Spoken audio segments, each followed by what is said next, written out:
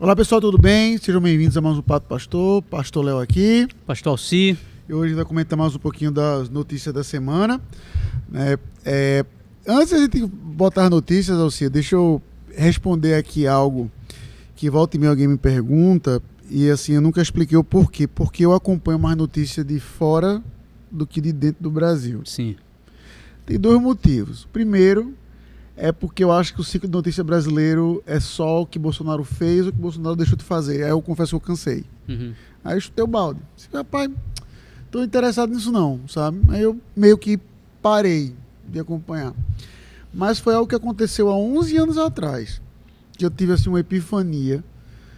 Que foi quando eu fui para a Inglaterra para um curso de pregação. Aí quando eu tava lá, foi quando eu recebi a notícia que a IPB tinha liberado mulher para pregar na igreja. Não sei se tu lembra dessa... Lembro. Aí eu tava lá e foi numa época assim, pré-WhatsApp, pré-tudo. Aí eu tava assim, sabe, indignado. Aí um inglesão sentou, viu minha indignação, sentou do meu lado. Aí perguntou assim, rapaz, o que foi que aconteceu? Aí eu contei, né? Rapaz, minha igreja acabou de liberar que mulher pode pregar na igreja. Aí ele, né? Eu sei o que você tá passando. A gente começou aí. E naquele ano, foi o primeiro ano que a igreja episcopal, que era a igreja de Escaba, tinha ordenado o primeiro bispo homossexual. Então veja que na cabeça dele é uma escalada, né? Ou seja, começou assim, ele falou assim, a gente começou aí também. E aí veio onde eles estavam. É pesado. Então com isso, eu não estou dizendo que o que vai acontecer mesmo com o MPB. Deus permita nunca. Só que isso meio que me deu uma epifania de olhar para problemas em outros lugares, como se você estivesse à frente da gente, para ver meio assim escalonado. O que é que aconteceu lá, para ver se a gente pode impedir acontecer aqui ou ver o que vai acontecer aqui. Então desde então, eu olho mais para as coisas Estados Unidos, Europa, sabe? Lógico que não tudo, não olho para problema sanitário, problema de calçada, sabe? Mas problemas em nível cultural, moral e por aí vai, sabe? Dito isso, a notícia que a gente ia comentar aqui, originalmente, ia ser uma notícia, assim, eu nem te mandei o link porque eu fiquei com vergonha, mas depois eu me lembrei que a Rafaela é enfermeira, que as imagens são muito pesadas, mas não é nada de conteúdo sexual, não. Foi o seguinte, essa semana nos Estados Unidos, lá quem é a favor, quem é contra o aborto nos Estados Unidos é chamado de pró-vida. E quem é a favor de aborto é pró-escolha. Aí um grupo pró-vida recebeu prova de que um instituto de aborto em Washington, provavelmente, tem que colocar o provável porque não foi investigado ainda, e esse é o ponto, cometeu pelo menos 5 abortos com bebês que nasceram. As fotos, Alci, são assim, horríveis. Manda pra Rafa. Rafa vai querer ver. Eu não vejo, não. As fotos são horríveis. De aí, ou seja, não vou nem descrever como é a foto, mas vou dizer o que provavelmente aconteceu com esses bebês. Tiveram seus cérebros tirados da cabeça. Então, assim, o que mais me incomodou, não apenas isso, mas o que assim, prosecutor, como é que eu falo no Brasil? Como é que fala em português? O que acusa, que faz acusação, né? Sim. O promotor. Promotor. Pronto. Diz que não vai nem investigar o caso. Diz que não vai nem investigar o caso. Na verdade, quem está sendo investigada é a mulher que recebeu os corpos do Instituto Provida. Aí veja. E aí essa semana começou a sair nos Estados Unidos um monte de estados com suas novas leis de aborto. Alguns, graças a Deus, baniram o aborto, como Texas, né? Aí, salvo engano, foi agora me esqueci, Colorado, que o aborto agora é só no Brasil, só em caso de estupro ou de saúde da mãe. Saúde da mulher. Em compensação, e não estou nem inventando, estados como o Arizona tiraram limite para terminar a gravidez. Ou seja, pode com 9 meses. Deixa eu te mostrar isso aqui que Rafael me mandou. Pronto. E isso aqui era o que eu ia comentar. Segunda notícia. Califórnia apresentou um projeto que permitirá... Pronto. Agora veja. Do jeito que a Rafael colocou aqui, do jeito que esse cara colocou aqui, tá um pouquinho sensacionalista. Certo. Eu li a lei. Uhum. Tá certo? A notícia que tá aqui, que o pastor está mostrando, a notícia tá assim. Califórnia apresenta novo projeto de lei que permitiria que mães matem seus bebês até 7 dias após o nascimento. Veja. A lei é o seguinte, eu li. É dizendo que se uma mãe tem um bebê e esse bebê morrer até em 7 dias, não vai haver investigação. É bem diferente. Entendeu? Então, ou seja, só que o que os grupos pró-vida pontuaram? Uhum. Que isso pode acontecer, entendeu? Uhum. Só que a lei não é mãe pode matar. Sim, sim. A lei é que... Aí qual é o famoso espírito da lei, né? De que uma mãe que perdeu o bebê de uma forma traumática ainda vai ter que ter uma investigação criminal em cima. Uhum. Só que é que os grupos pró-vida pontuaram. A gente entende isso aí. Mas do jeito que a lei está escrita... Uma mãe se arrepender, brecha, né? exatamente. Eita, rapaz, negócio de ser mãe não é pra mim, não. Jogou o menino, matou o menino asfixiado, não vai ter nenhuma. Uhum. Tem a famosa depressão pós-parto, que também dá margem, né? Exatamente. Então, a gente ia comentar um pouco sobre tudo sobre isso. Aí, para tornar a notícia brasileira, o ex-presidente Luiz Inácio Lula da Silva, ontem, quando a gente está gravando, né? No dia 6 de abril, num comício, alguma coisa assim, né? Não sei exatamente qual era a situação, uma palestra, alguma coisa, disse que toda mulher deve ter direito ao aborto. Uhum. Eu li a notícia. Pronto. Assim. Então, assim, acho que esse podcast vai ser um pouco mais longo que o normal. Aqui não é um problema. Porque, veja, Alci, como é que tu entende isso em linhas gerais? Assim, não a questão do aborto, obviamente, que é errado. Uhum. Mas como o aborto é tratado no Brasil, nos Estados Unidos, por aí afora? Como é que tu acha que esse assunto deveria ser tratado? Pronto, vamos começar daí. Eu vou só retroceder um pouquinho, certo, para de fato, sim, entender perfeitamente aquilo que tu está falando quanto a ver as notícias de fora e como elas não só refletem, mas acabam se tornando notícia brasileira dentro de alguns anos. Eu me lembro que provavelmente 2010, 2011, até 2003 no máximo, surgiu aquela discussão, ou ficou bem fervorosa aquela discussão LGBT, etc. Sim. Naquela época, um cara que parece que já faleceu hoje em dia, muito famoso desse movimento LGBT, defensor, etc., e homossexual também, ele deu uma entrevista onde ele abraçava uma estátua, não sei se tu viu isso, uma estátua de uma criança pelada, certo? Não sei se era um querubim, não sei, era uma criança pelada, e ele dava... a entrevista alisando, fazendo carícias naquela criança. E aí as pessoas fizeram um link de que hoje eles estão defendendo LGBT, mas no futuro vai defender legalização da pedofilia, né? E apesar disso não ter acontecido ainda, o que a gente vê é que de fato há um escalonamento. Não está acontecendo aqui. É porque aqui, eu não quis trazer essa notícia, que foi a primeira que eu pensei em trazer, mas é uma situação muito dos Estados Unidos, entendeu? Aí eu disse, rapaz, não vou trazer não, que a confusão toda é que na Califórnia se aprovou uma lei dizendo que os professores não podem ensinar, não ter educação sexual nas escolas. É isso. Tanto para ser hétero como homossexual. Só que, meu amigo, aí quando você vai ver tudo que esse movimento está fazendo, chamando de meus filhos, é desse jeito que os caras falam. As minhas crianças, aí você fala assim, meu amigo, tá? Então, assim, eu tenho um entendimento sobre esse assunto particular, sabe, Alci? Tenho. Mas, de fato, é por isso que eu tô olhando pra lá, que esse rapaz, já esse debate vai vir pra cá. Já. Acontece. E pela própria questão que você falou, né? A gente vê o quanto o evangelho dos Estados Unidos reflete no nosso evangelho. E a gente até brinca, né? É uma brincadeira do nosso meio dizer assim, e o Brasil ainda consegue piorar, né?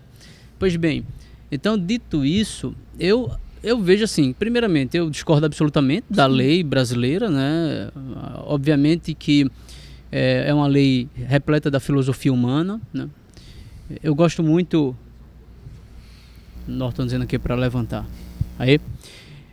Eu gosto muito da lógica acho que são os movimentos pró-vida lá, quando eles tentam defender para nós, os cristãos, com base em um texto bíblico que a gente ignora, que é Provérbios 22, 23, se eu não estiver enganado, quando eles mostram que a discussão não tem a ver só com o direito da mulher, nem o direito, porque é uma discussão filosófica para eles, o direito da suposta criança no ventre da mulher, né? Tem aquela coisa, 3 meses não é criança, etc.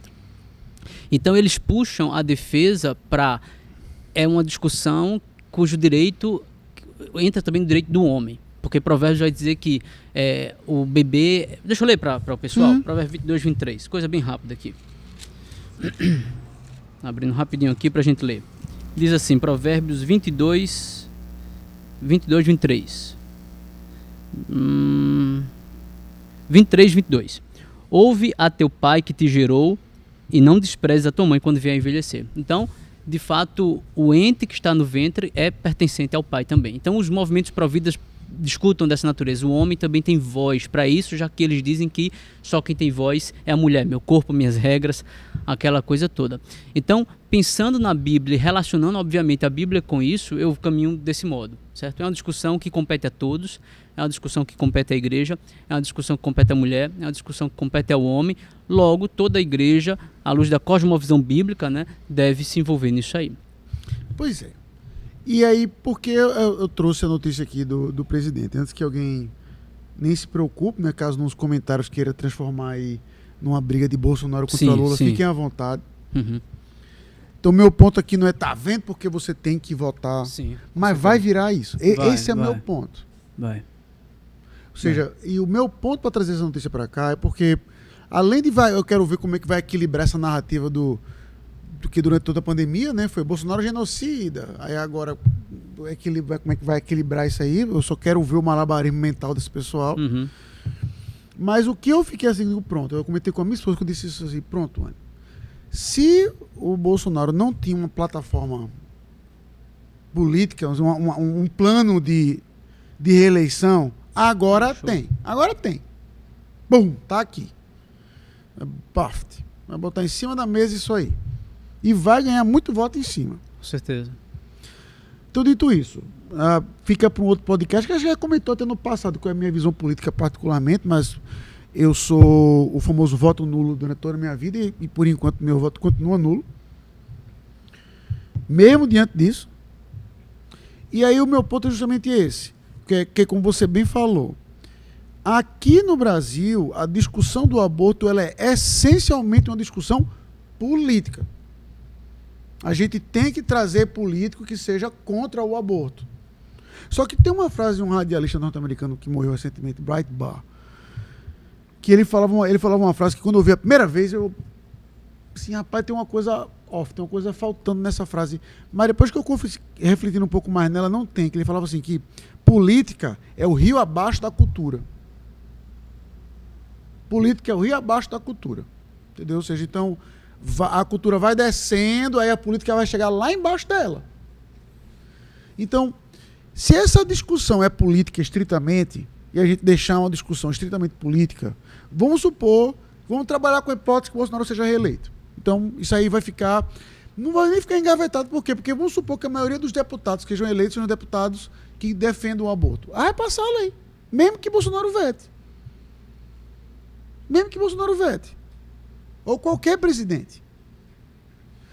E aí aí veja, aí o pessoal vai dizer assim, então agora a igreja vai começar a fazer algo. Então a pergunta é, por que a gente, enquanto igreja, não critica isso à torta e à direito mais? Sabe? Por que a gente não está, por exemplo, e é uma coisa que eu estava observando exatamente, como é que eles fazem lá para fazer aqui. Tu já viu o movimento universitário de crente? Já. Como é que eles funcionam aqui no Brasil, tradicionalmente? Basicamente, eles se reúnem em intervalos de aulas, né? Convida ali um ou outro e se reúne para um estudo, um louvor, coisa do tipo. Pronto. Eu só conheço assim também. E aqui, se você está nos escutando e você conhecer algum grupo que opera diferente, por favor, falando sério, me mande o link, mande o contato. Eu quero entrar em contato com esses caras. Por quê? Porque o que acontece lá fora? Os caras vão para as universidades, para debater aborto lá no meio dos Eu já vi. caras, entendeu? Ou seja, eles vão no centro do furdunço lá, não é vem aqui para nossa igreja para debater aborto. Não, os caras vão lá pro meio deles, sabe? Impressionante, né? Para fazer uma conferência sobre por que aborto é errado, por que homem não pode participar em esporte feminino. Recentemente, por exemplo, está tendo um caso nos Estados Unidos que é um homem que se identifica como mulher, né? E está vencendo tudo na natação. Tudo. Aí, na semana que a mulher ia nadar, eles fizeram lá uma conferência de por que é errado o homem participar de esporte feminino. Na faculdade que a mulher ia nadar. Teve uma mulher, ó, que o cara ia nadar. Sabia que aqui já houve alguma coisa desse tipo com o Paulo Brasil? Não sei, Ótimo! Tu tava aqui? Não lembro. Mas foi um ponto fora da curva, obviamente. E a discussão pesada, que foi sobre o homossexualismo. Alguém convidou, aí foi ele e um professor da UFPI aqui. Ótimo. Ou seja, esse é o tipo de coisa que a igreja tem que estar fazendo. É ir lá pro terreno do inimigo. E vamos fazer um debate aqui sobre homossexualidade. Vamos fazer um debate aqui sobre aborto. Vamos mostrar o porquê o aborto é errado em qualquer circunstância. Sim, concordo. E não esperar um presidente, um senador, um deputado, um vereador que seja, fazer algo a respeito disso. Isso é uma consequência da própria cultura. Porque independente do que esses caras vão fazer, esse assunto do aborto particularmente, ele tem que ser um assunto muito perto do coração da igreja. Concordo. Muito perto do coração. Quando você vê essa notícia, por exemplo, que crianças podem estar morrendo por aí afora, num mundo hoje, né? Acho que eu comentei num podcast desse. Foi no Japão. Japão. Ano passado se vendeu mais fralda geriátrica do que fralda de bebê. E é uma população que está envelhecendo e não está tendo reposição. Então, ou seja, a gente não tem um mundo que está caminhando para não ter criança. A Coreia já faz 2 anos que está negativo, né, o nascimento lá. 2 anos já. Sabe, o Japão, eu não sei, Estados Unidos, pela primeira vez, não chegou a ficar negativo, mas ficou abaixo da linha de reposição, coisa assim. Sabe? Então, um assunto como esse, que deve ser tão caro para os cristãos, e eu, sabe o que eu costumo dizer, Elci? E é uma coisa que a gente não para pensar, e é uma coisa que tem me incomodado um pouco. A gente reclama muito dessa geração de hoje, não reclama? Sim. Mas quem foi que criou esses caras? Precisa falar? A gente reclama desses caras, mas foi a gente, foram nossos pais. Que criaram essa geração. Estão aí, tá certo? E foram nossos pais, foi a gente que criou esses caras. Aí a gente ainda boca pra dizer, esse mundo vai acabar, pois como tá uma loucura, não sei o que. Tá. Então a gente que foi o arquiteto do fim do mundo. Nós fomos os arquitetos do fim do mundo nisso. Então veja o ponto. Vamos supor que uma igreja escuta isso que eu acabei de dizer, que a gente acabou de dizer. Dá uma taxa negativa de nascimento. Como é que a igreja deveria responder isso? Incentivar os casais a terem filhos e etc, enfim. Taca menino no mundo, man. Porque até do ponto de vista prático, daqui a algum tempo, a gente vai ser maioria, pronto. Aí, pô, beleza. Eu vou ter uma maioria evangélica para ir fora, aí vou até levar para esse assunto. Aí a gente elege quem a gente quiser. Que é até a filosofia dos muçulmanos, exatamente. Né? Os muçulmanos, a gente tem... no mundo cristão, no mundo ocidental de um modo geral, os cristãos têm a média de meio filho, enquanto eles têm a média de 7 filhos. Aí os caras vão ser maioria. Não tem como. Não tem como. Ou seja, até por força numérica, onde eles chegarem, eles não precisam se adaptar à cultura. Dê tempo, a cultura vai se adaptar a eles. E é o que tem acontecido, porque o que a gente vê aí é França e Inglaterra com guetos muçulmanos que nem mesmo a polícia consegue entrar, porque eles se fecham e ali é tudo eles. Exatamente. Então, aqui, esse debate do aborto ainda é muito superficial. Seja porque o aborto é proibido, ainda no Brasil, graças a Deus, em linhas gerais é proibido. Seja porque estou querendo implementar, mas eu não consigo ver, aí eu estou generalizando, obviamente, a igreja fazendo um debate pertinente em cima disso. Não consigo ver. Mas tu acha que as razões para isso, assim, eu vou sugerir aqui 2 razões, mas deve haver mais. Primeira delas, a nossa própria filosofia política, né? Certo. A gente está muito acostumado a lançar esperança sobre os nossos políticos. Isso. Segunda coisa, e eu vou falar muito de mim, não tanto dos outros. querendo, a gente se sente contra a parede, vendo um movimento LGBT, abortista, etc., crescendo tão assustadoramente, e até com certas ameaças de você vai ser acusado de homofobia e coisa desse tipo, e você meio que fica na defensiva. Também seria um motivo, tu achas? O primeiro, eu concordo, gênero, número e grau. Gênero, número e grau. Que, infelizmente, no Brasil, a gente terceiriza tudo para política. Uhum. Tudo. Aí, em particular, e é assim, a minha maior crítica ao governo Bolsonaro, tecnicamente, nem é ao governo Bolsonaro, mas aos crentes que depositaram nele o que a igreja deveria fazer. Jair Messias, né? Pegou o Messias e pronto. Aí esse cabo vai fazer o que eu, enquanto igreja, deveria estar fazendo, sabe? Ele surfou, isso como político que surfou isso aí como ninguém, entendeu? Chegou onde chegou, e aí a gente ainda continua nessa mesma toada. E agora com essa frase do Lula, aí que vai ficar mesmo, entendeu? Então eu concordo. Com essa primeira, eu concordo no número e grau. Que a igreja silencia nisso porque sacode a briga para uma esfera terceirizada. O segundo caso, Alci, eu concordo contigo, só que esse é o que mexe com o meu brio. Por quê? Eu li um livro, a frase eu não sei se é de alguém. Eu li num livro de ficção. Assim, achei interessante. Um livro Robopocalipse, o nome do livro. Como? Robopocalipse. Não é feio demais. É porque é o tipo de literatura que eu gosto, de ficção que eu mais gosto. Que é você... Tu já assistiu aquele... Tu não assiste nada, né? Aí lá vai. Tu já assistiu aquele Guerra Mundial Z, que é com Brad Pitt, que é de zumbi? Já. Aquele ali, Alci, é um dos meus filmes favoritos. Livros, não filme. O filme não é muito bom, não.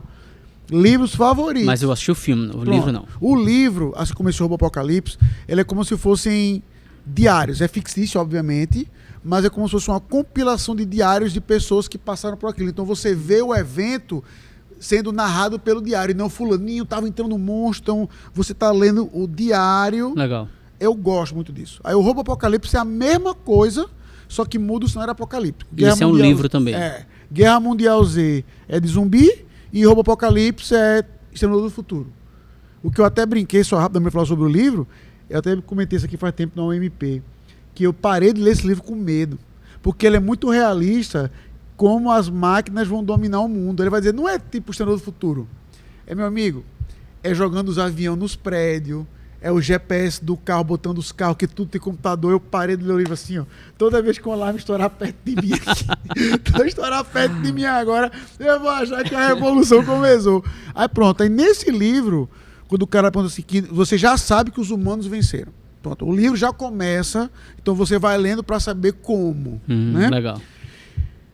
E aí o ponto é, aí no início eu disse, como é que vocês venceram? Aí ele diz assim, o ser humano acuado é um bicho diferente.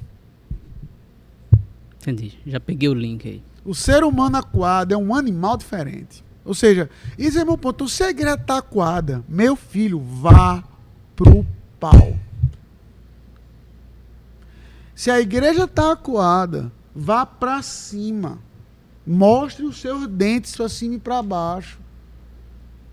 É mandamento, né? Exatamente. Veja, um texto bíblico assim, que eu fabrico aqui na igreja, que é um dos textos bíblicos mais mal interpretados da Bíblia toda, que é Mateus 16.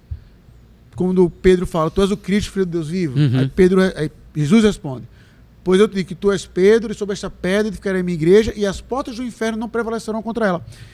A gente, não sei por que cargas d'água, muita gente da igreja interpreta esse texto como se fosse o diabo batendo na porta da igreja e a porta da igreja não fosse arrombar. Mas é a igreja batendo na porta do inferno. Pode ler, não precisa de igreja, não precisa de nada. E as portas do inferno não prevalecerão contra ela. Verdade. Ou seja, aquele texto é a igreja no ataque, não é a igreja na defesa. É a igreja indo para cima, já com a certeza de vitória. Que a porta do inferno vai... Boom! Só que a gente é tão fraco que a gente lê aquele texto, não, as portas da igreja vão ficar de pé, o inferno não vai prevalecer contra a igreja. É o contrário, sabe?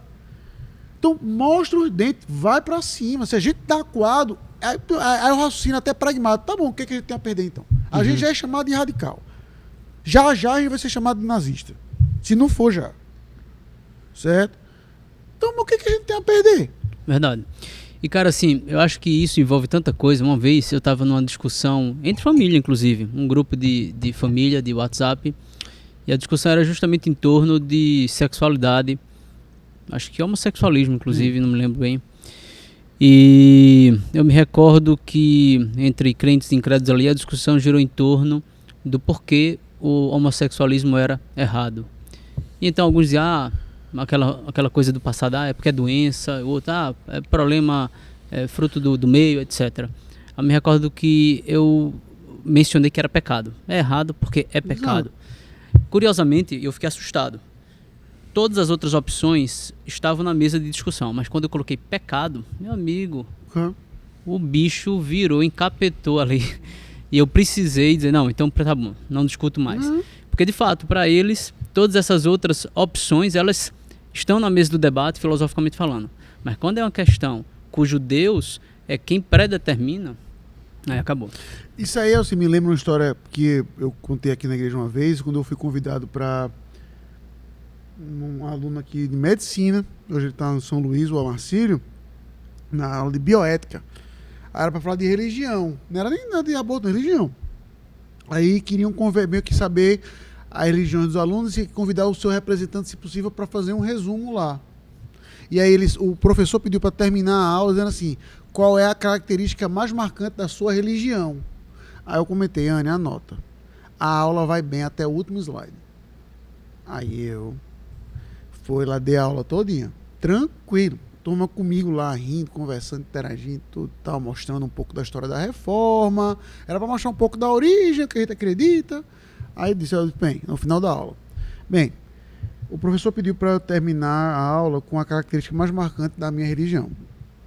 É complicado fazer um resumo, mas se eu fosse pontuar qual a característica mais marcante é essa. Eu botei no slide um versículo. 2 Coríntios 5:21. Aquele que não conheceu o pecado, ele o fez pecado por nós, para que nele fôssemos feitos justiça de Deus. Não há salvação fora de Cristo. Acabou.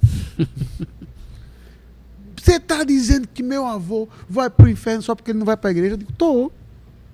O senhor está dizendo que os índios não vão para o inferno porque não conhecem a Cristo? Tô. Estou dizendo exatamente isso aí. Só que não estou dizendo isso com alegria, com um sorriso no coração. Mas eu não posso fugir dessa verdade, não. Então, esse é o ponto. Quando a gente bota o assunto como um aborto e a gente entende o valor da vida humana como ela é até a luz da própria Escritura, esse assunto ele é fundamental para a igreja. E a gente não fala sobre isso. Verdade.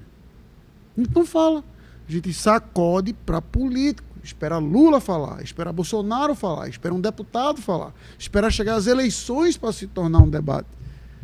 Enquanto a gente devia ter grupos assim, e aí eu vou dizer qual é o local. Não é na igreja, porque na igreja esse assunto, eu acredito que já vai ter igreja que defende aborto, por isso não já existe. Mas ainda, graças a Deus, a gente está tranquilo. Mas a gente tem que ir lá para a boca do leão. Ir lá para as faculdades, ter grupo lá. Jovem da nossa igreja. Chegar lá e dizer, vamos fazer uma palestra aqui dentro da faculdade sobre por que o aborto é errado. Porque isso aqui fere a dignidade de Deus. Porque o homem não pode participar do esporte de mulher. Esse tipo de coisa. Sabe? Então, assim, o meu desejo, eu sei que a gente como igreja faça algo. Faça algo, aceite sugestões. Por isso que eu falei, se você conhece algum grupo que faz esse tipo de trabalho na universidade, por favor, me manda o link. Verdade. Porque eu quero saber e quero apoiar, assim, dependendo, obviamente, assim, né, em Minas Gerais, quero apoiar em certo grau e quero ver como trazer esses caras para cá.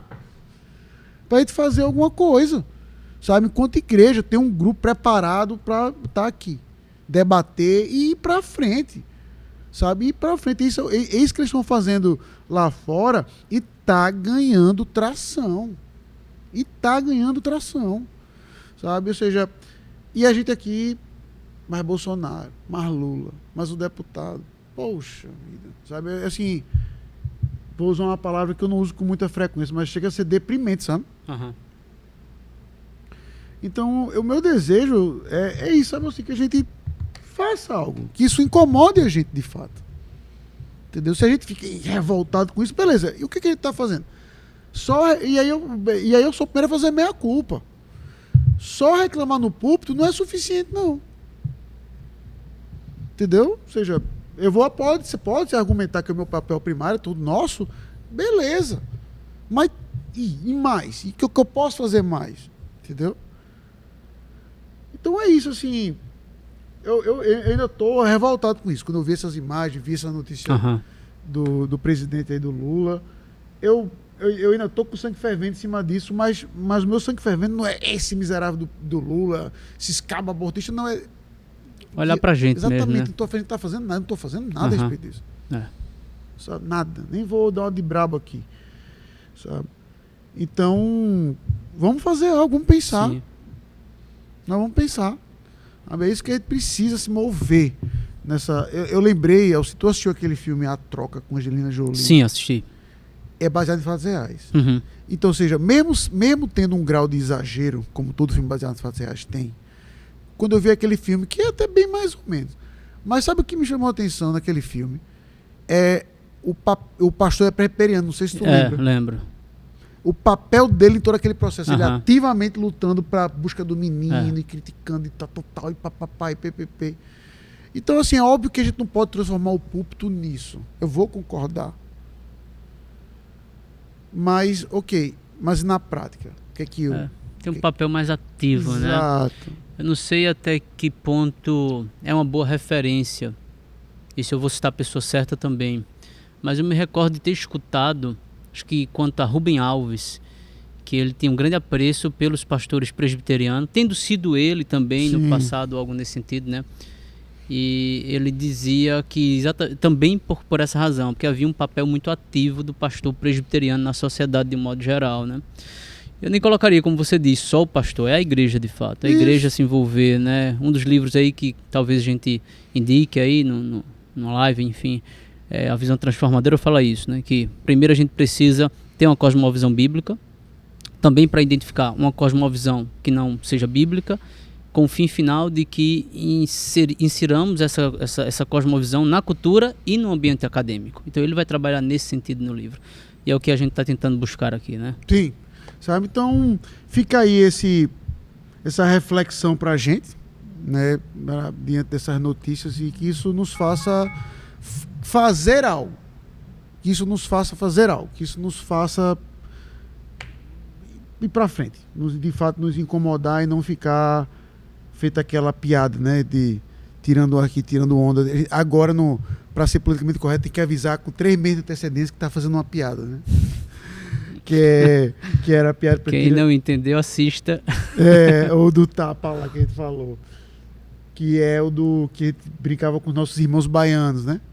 E que falava assim, um baiano deitado na rede, falava assim: mãe, tem soro antiofídico em casa?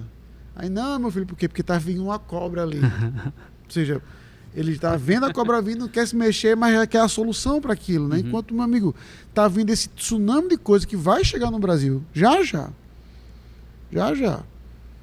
E aí, o que vai acontecer é, se nada mudar, esse tsunami vai atingir, vai destruir tudo.